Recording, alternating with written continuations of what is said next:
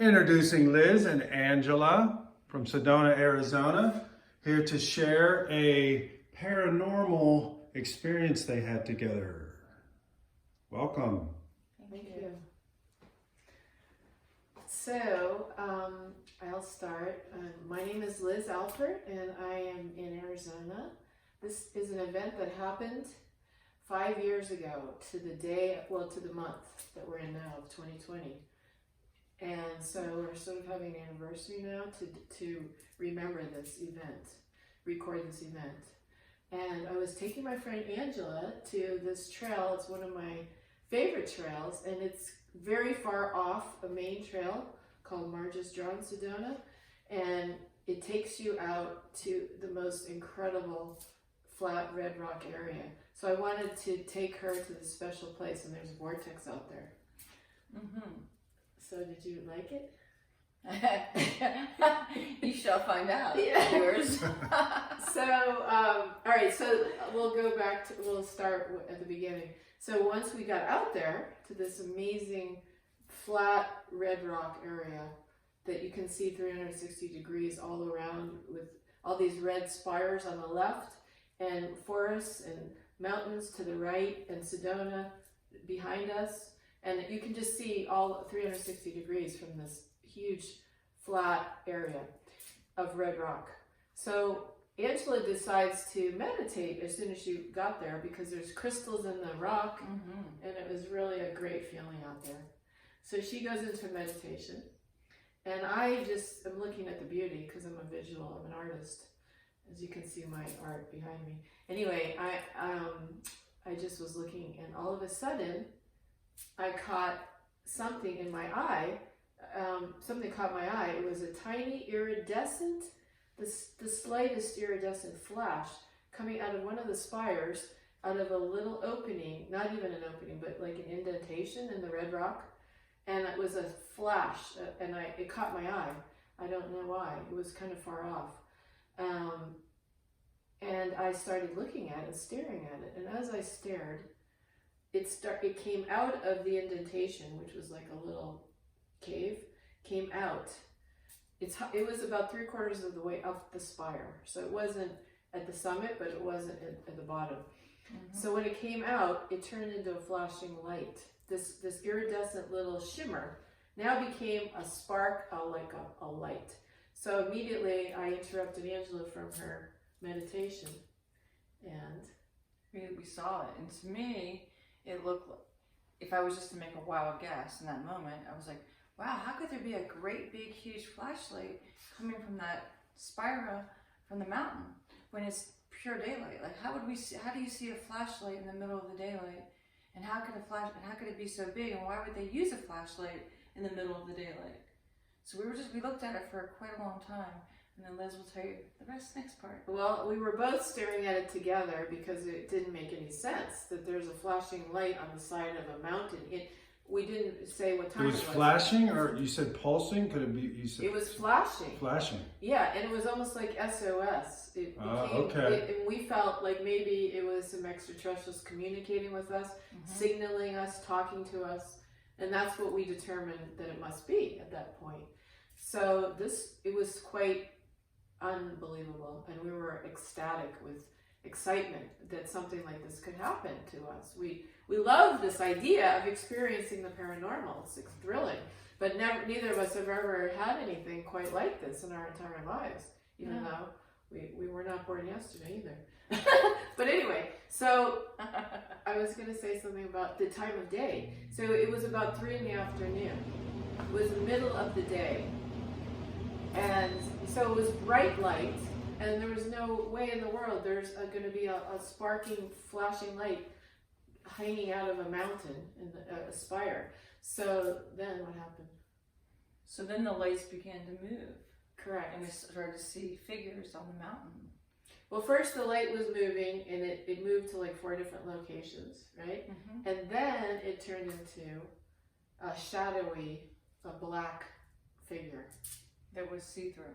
Exactly. It's translucent, a transparent, sort of the shape of a Gumby, but it was like humanoid, or it was a figure. It was a black, transparent figure that now transversed like magically, it was going up the side of the mountain. Yeah, it was not that mountain, but it was near there.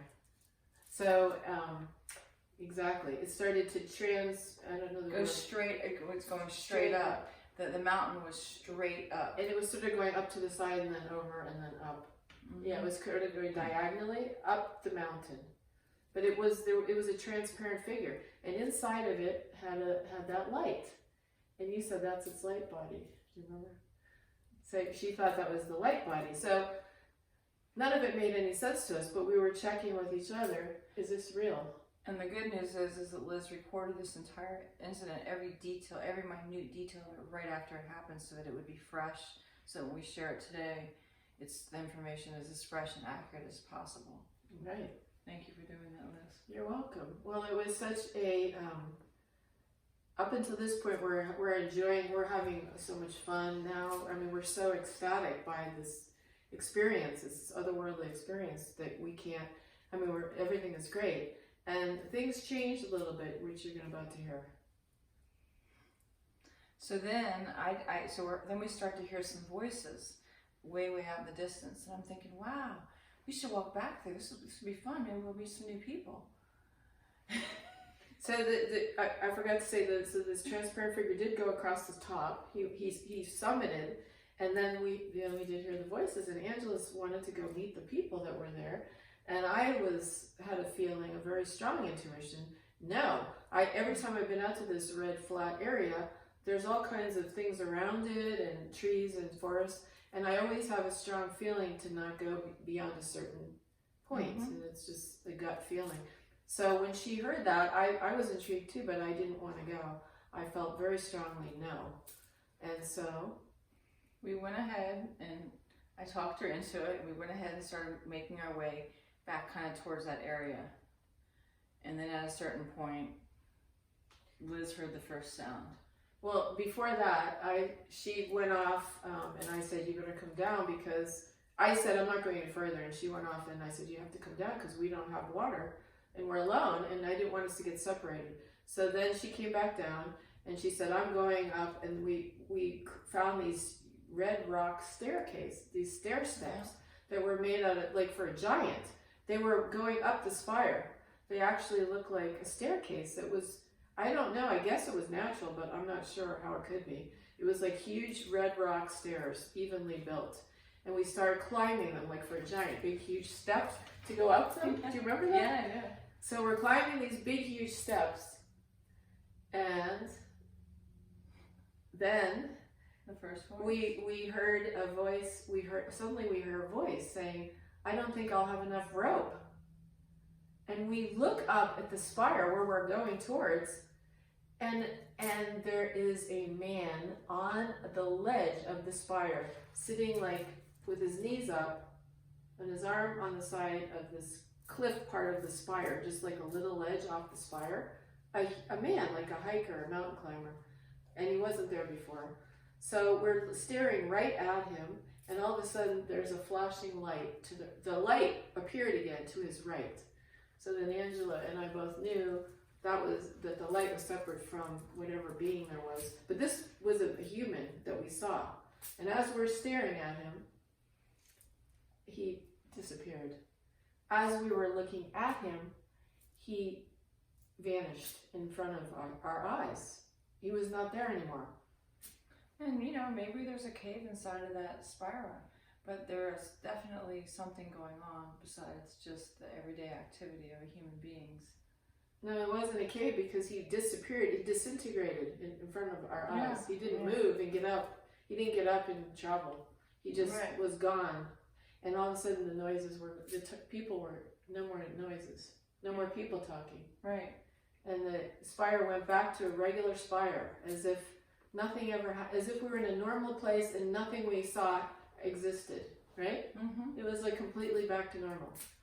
And then the sounds, and I'm sitting there going, I don't want to go any further. I want to go back. And I'm waiting. And Angela was determined to keep going and find those people. And suddenly we hear a groaning sound, a groan, like a low moaning groan.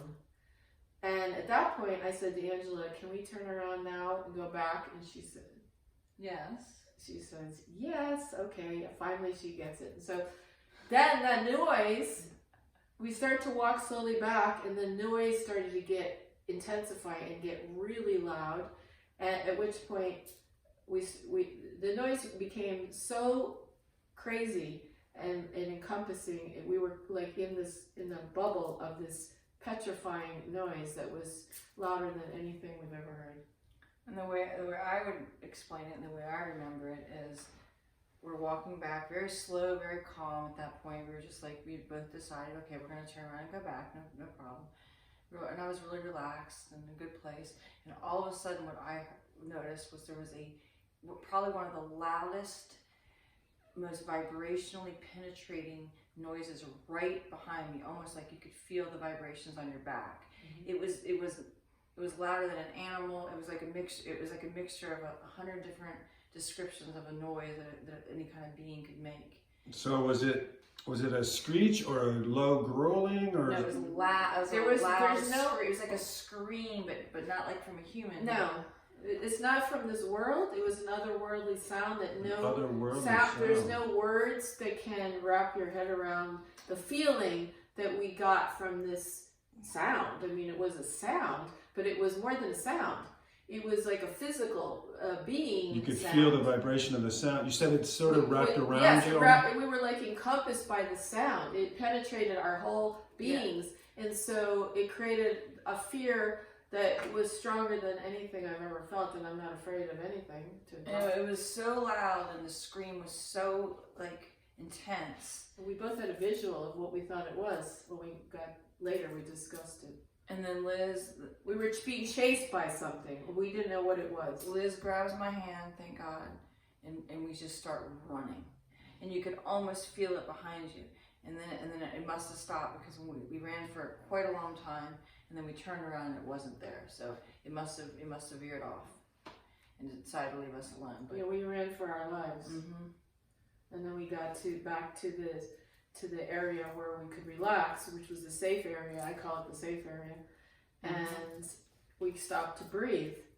And suddenly a man appears, a hiker with a hiking hat, walking stick, hiking boots. So out of the blue, I mean, there's nobody back there. I've only seen one other person ever when I was back there.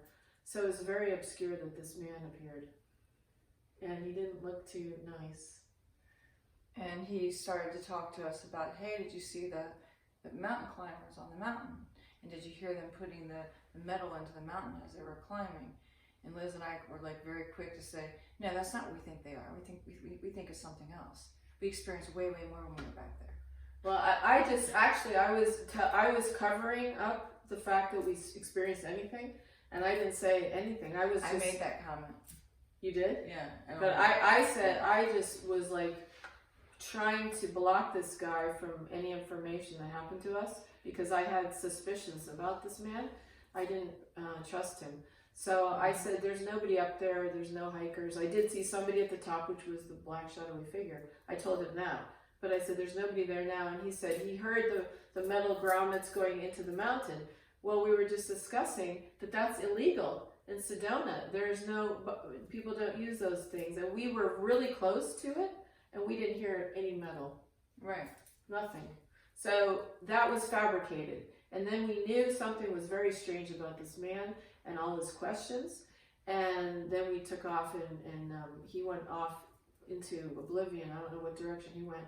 And we went back down the trail. And that's when Angela said to me, maybe he's a shapeshifter. Yeah, and I realized that was true. He somehow appeared out of nowhere to try to see what we knew and to show us that that's, explain that that's not true, try to cover up what we saw and find out what we saw. He was trying to get information, clearly.